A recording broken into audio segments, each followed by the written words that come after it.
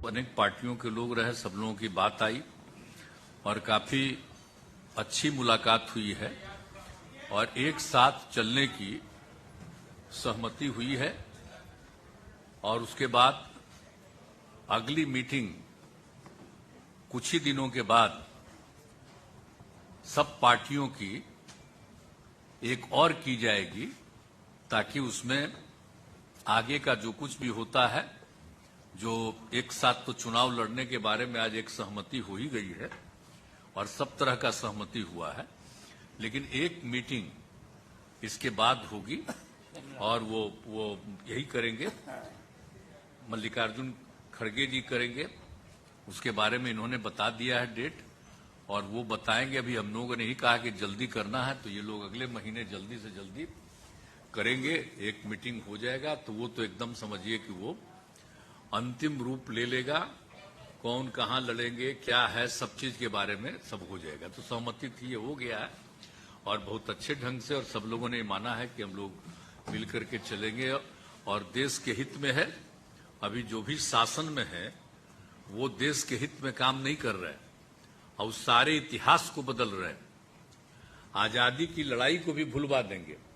तो एक एक चीज जो काम हो रहा है उस सबको लेकर के सबकी चिंता है, इसलिए सब लोग एकजुट रहेंगे। तो आज बहुत अच्छे ढंग से बातचीत हो गई है और हर चीज के बारे में, कोई भी किसी राज्य के बारे में भी, वहां की सरकार के बारे में कोई एक चुनौती आती है तो सब लोग एक साथ कहे कि नहीं साहब सब लोग रहेंगे। तो ये सब बात हो गई है। तो इसलिए हम तो सब लोगों का अभिनंदन करते हैं, सब लोगों को धन्यवाद देते हैं। स्टालिन साहब से लेकर यानी कन्याकुमारी से लेकर कश्मीर तक पूरे नाम बताए गए। उद्धव ठाकरे साहब भी यहाँ है। तो सभी नेता एक होकर हम आगे चुनाव लड़ने की एक कॉमन एजेंडा तैयार कर रहे हैं और हम 10 या 12 तारीख को फिर हमारे इसमें हिमाचल में शिमला में हम वहाँ फिर मिल रहे हैं। तो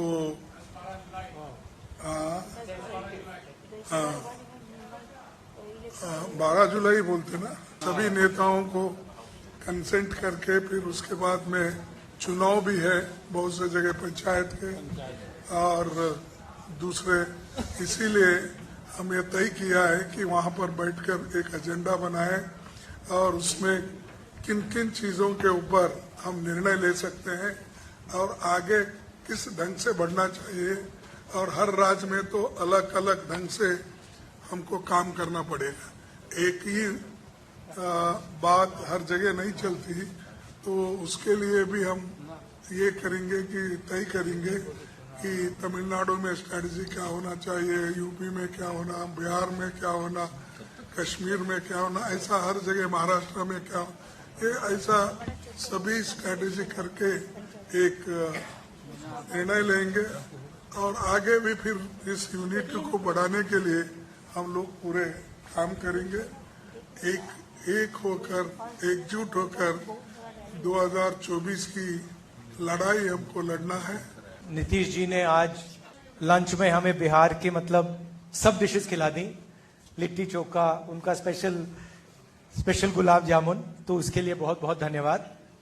देखिए, जैसे आप जानते हैं, हिंदुस्तान की नींव पर आक्रमण हो रहा है, फाउंडेशन पर, इंस्टीट्यूशंस पर,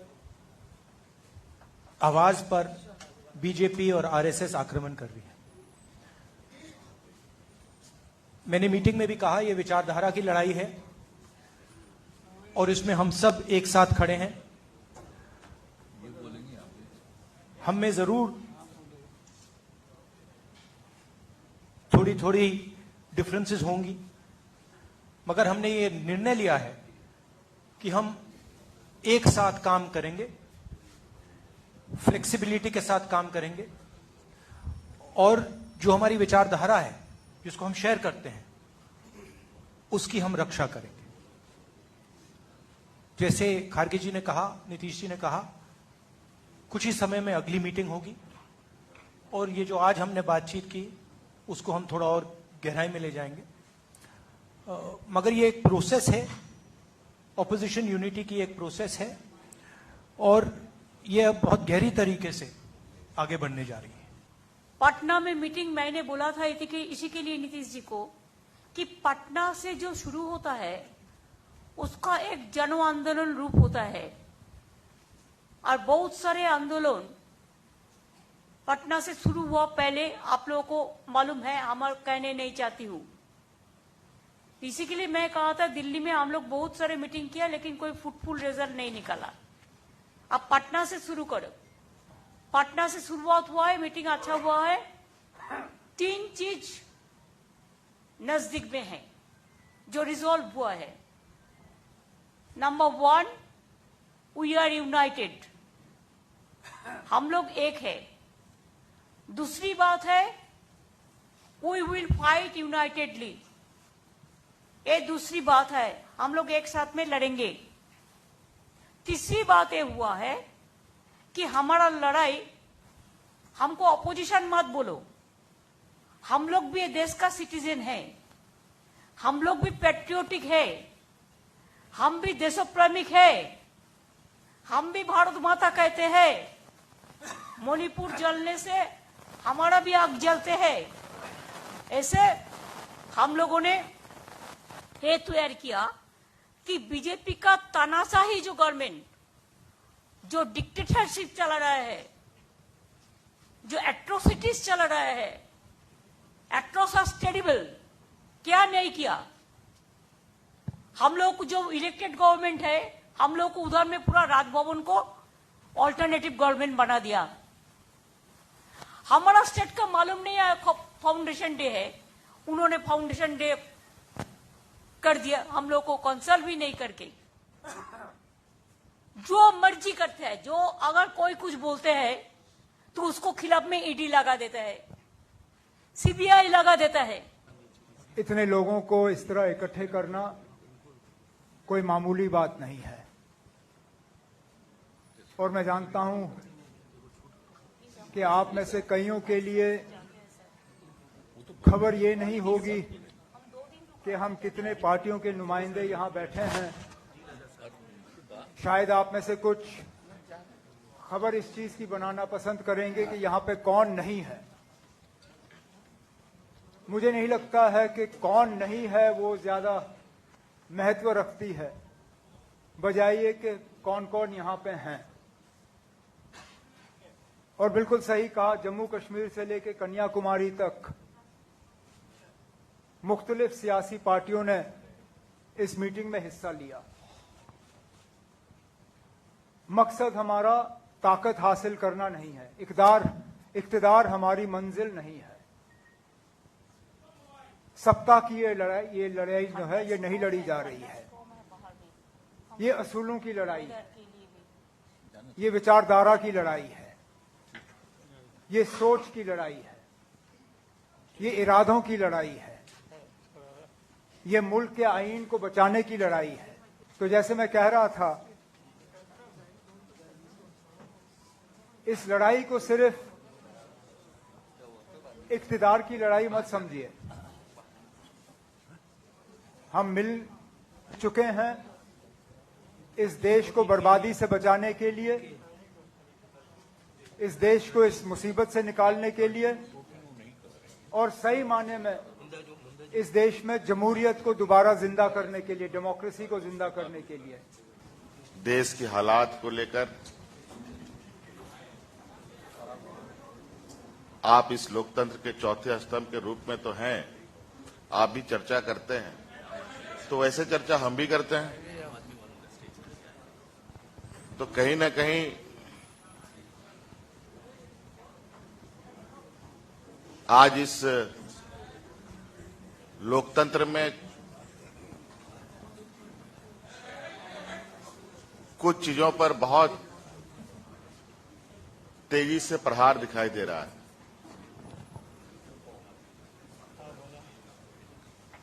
आप सब लोग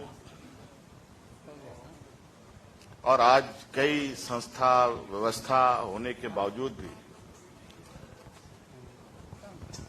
आज आम लोगों के अंदर, किसान, मजदूर, पढ़े लिखे, बेरोजगार नौजवानों के अंदर क्या मनस्थिति बन रही है वो आपको पता है।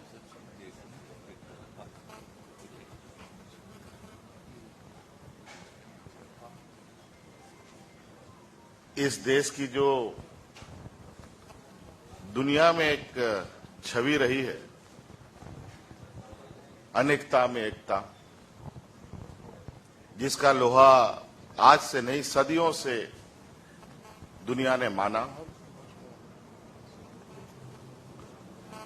वो अनेकता में एकता में भी दरारें पड़ने लगी। तो कहीं ना कहीं कुछ ना कुछ उसको दुरुस्त करने का, उसको रिपेयर करने का काम तो करेगा ही करेगा। आज अलग अलग विचारधारा के भी लोग यहां हैं। कई चीजों को ध्यान में रखते हुए आज वर्तमान परिस्थिति को यहां आम लोगों के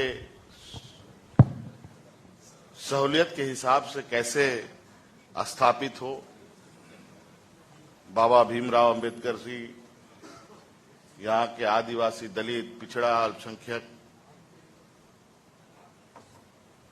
जो सदियों से जिनके साथ शोषण होता रहा है, उनको कैसे संरक्षण मिले, इस विषय को लेकर के एक पहली बैठक आदरणीय नीतीश जी ने आज बड़ी मशक्कत के बाद सब लोगों को एक सूत्र में बांधने का प्रयास किया है। मैं इसके लिए इनको बहुत बहुत कोटि कोटि धन्यवाद देता हूं। ये एक कहा जाए कि ये एक पहली झलक है, लेकिन शुरुआत तो कहीं ना कहीं करना पड़ेगा। लेकिन आज जो शुरुआत हुई है, निश्चित रूप से ये एक देश के लिए एक मील का पत्थर साबित होगा। आप बढ़िया से फिट कर दे रहे हैं नरेंद्र मोदी भाजपा को। और आज जो बैठक हुई देश भर के नेताओं का, बहुत खोल करके सभी लोगों ने अपने इरादा को रखा है। और ये तय हुआ है कि शिमला में अगली बैठक होगी, उसमें हम लोग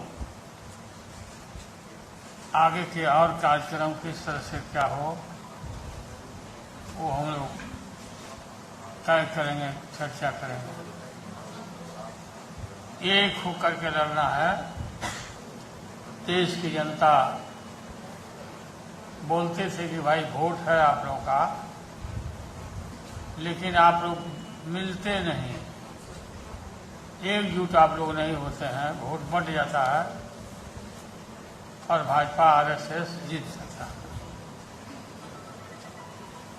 अब ये नरेंद्र मोदी देश के नेता नहीं है, प्रदेश में खूब घूम करके